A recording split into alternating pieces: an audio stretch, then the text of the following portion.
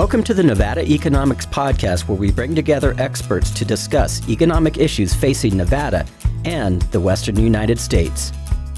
We are sponsored by the University of Nevada Extension and the University Center for Economic Development.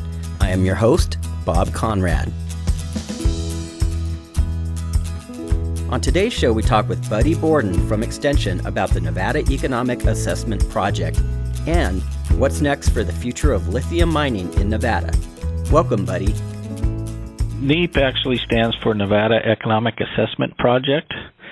This is a collaborative program that actually have worked with our public land agencies and some state agencies and federal agencies to actually start to develop some baseline extensive data repository and set of analytical tools that can be used by individual counties throughout the state, but more importantly for them to understand what the baseline social and economic characteristics of their counties are and how those may change when they have different type of planning issues before them or could be public land issues. A lot of this is driven based on Nevada has nearly 80% public lands, and a lot of decisions that are being made on those public lands, the use of those public lands, that actually can affect the full characteristics and the dynamics of these rural communities, especially rural communities, in terms of help them survive or best operate within that context. So NEAP it's a partnership between Nevada Cooperative Extension, the College of Agricultural Biotechnology and Natural Resource, as well as the University Center for Economic Development. Those are the university partners. Then on the federal side, we have the U.S. Forest Service and the Bureau of Land Management, as well as USDA Rural Development. And then we've also have part of that partnership is the Nevada Association of Counties, NACO, which is an organization that represents all the counties. So that group has come together to start to develop these usable tools and usable information to help these counties better understand their baselines data, as well as how those baselines may be affected if change is introduced. So how recent is this project? It started here. It's coming up on about a year. About a year going, and we're actually engaged in counties right now. We are we've gone through the whole process. It was kind of our pilot county. That was Lincoln County, where we developed, collected a lot of data, have a lot of outputs from that data in terms of data books as well as fact sheets. But it's also a major component of this program is not just churning out all data and analysis, but also to use to go in and engage the counties to have them better understand what that data means. And so we've had that, like I said, we used Lincoln County. That was our first one. So we've learned a lot from that. We've made some adjustments to the program in terms of how we approach it. And we're now engaged in two other counties, Elko County and Humboldt County, which we are starting next week, are going in and actually making a presentation to the county commissioners of what our findings are, just a brief overview. They've had a chance to review a lot of the information, so it can be a question and answer type deal where we'll get in a formal county commission meeting. And then the following day, we are actually part of our team is actually going to bring in all department, county, city, municipalities, agency, different departments that may use this data in their day-to-day operations, and educate them of what is available as well as what are some of the tools. And then another major component that we've kind of tagged on there, which I think is important, especially from the planning perspective, is for the counties to understand there are different type of assets that they have across that the county. That could be physical assets, that could be human assets, capital, things of that sort. So I have a part of our team is Marlene Rabori, who's actually very good at community facilitation. So she's going to take them through a asset mapping process, which will also be used as a kind of a tag on or support the data. Now we have the data. Now what can we do with the data? And then that can be used for the planning and implementation. Great. So what would be a specific example of how, for example, Lincoln County has been able to benefit from these tools? Actually, I've got a better example in Humboldt County, and it's kind of what helped spur to bring our federal agencies and to get more engaged in this. And it goes back to a large new mine mineral extraction company in Humboldt County. It's surrounded around lithium. And the lithium deposit that it's been identified in Lincoln County, or not Lincoln County, Humboldt County, has ran up against some objections around the sage grouse initiative in terms of accessing the land. The reserve is some of the largest found in the U.S. right now. And what makes this so unique is that lithium is actually used in an up-and-coming industry. A lot of batteries, car batteries. I mean, up in Reno, we had you have the Tesla and Panasonic plant out there, which can be a direct linkage for it, because the lithium that's actually going to be produced there and processed could be used for that, but as well as other types of products.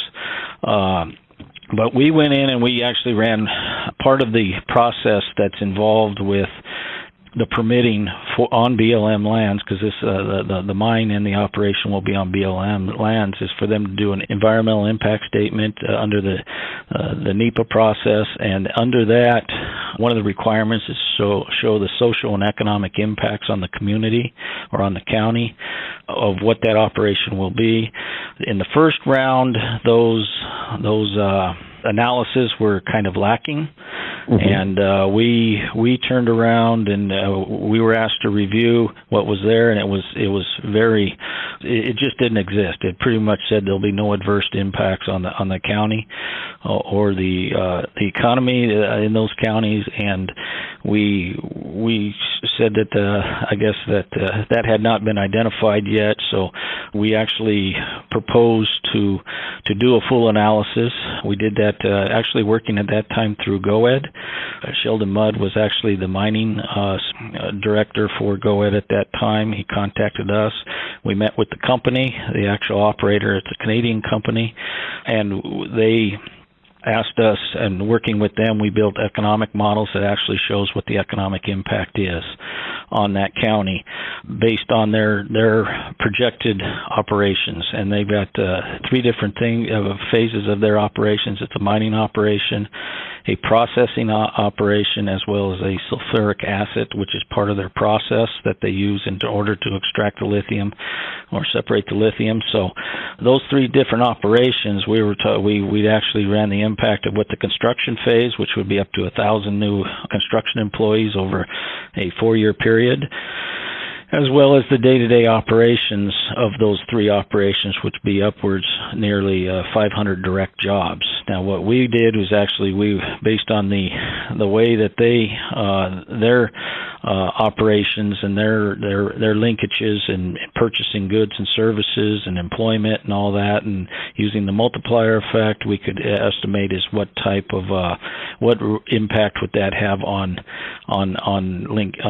Humboldt County.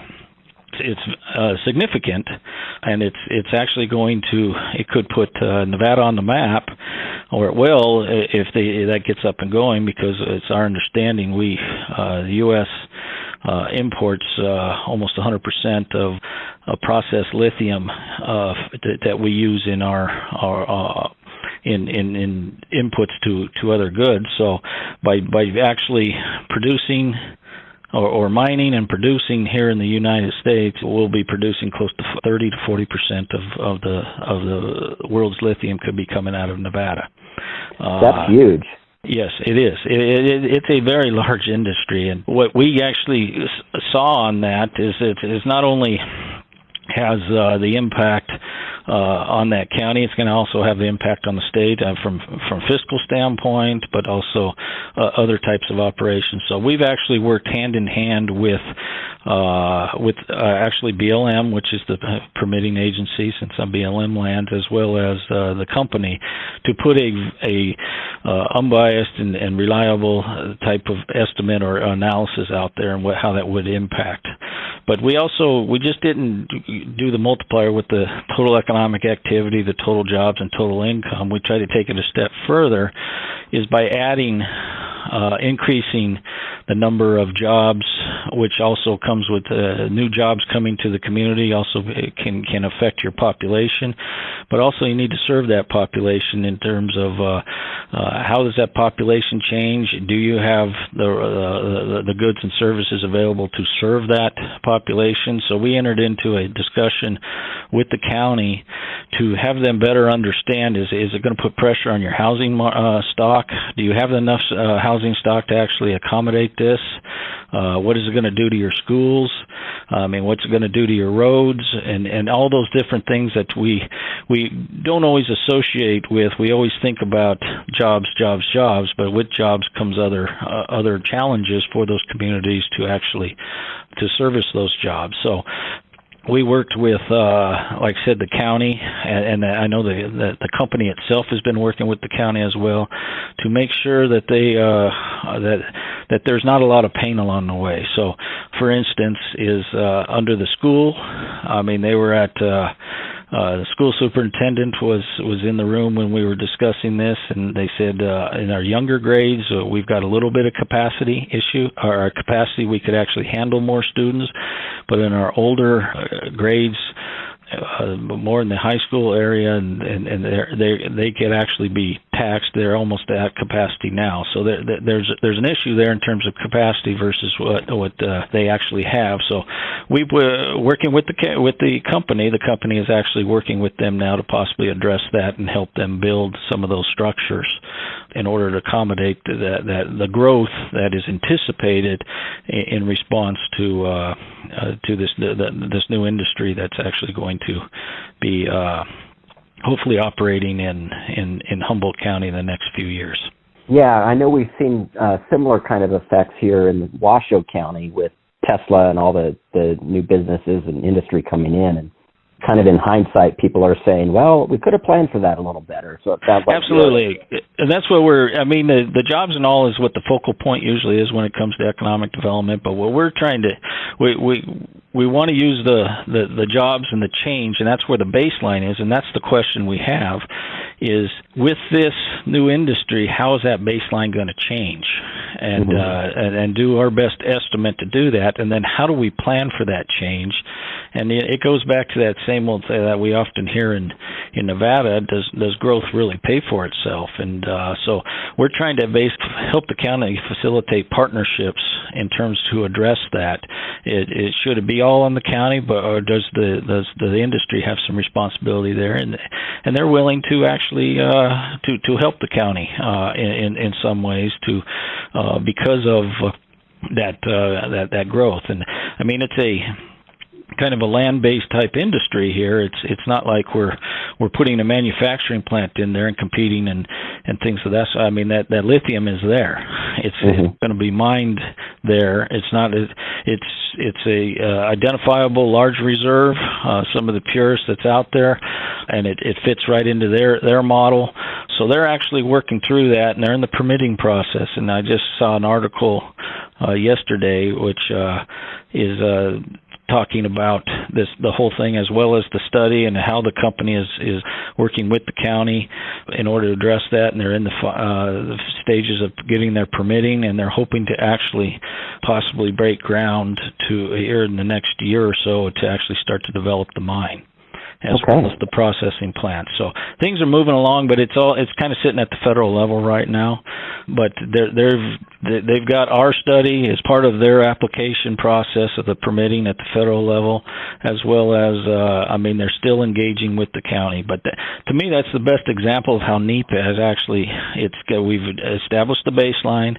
We've actually got economic impact models that we're developing for every county that actually can be used on different types of whatever the scenarios are to actually give us some type of more information than we had before.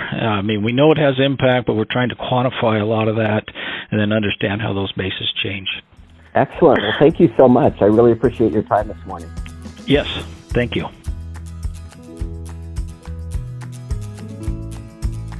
The University Center for Economic Development was established in 1992 in response to the growing need within the state for economic development research, technical assistance, and educational services. Visit us online at www.unr.edu/business. Then click on the Business Resources tab. Thank you for listening.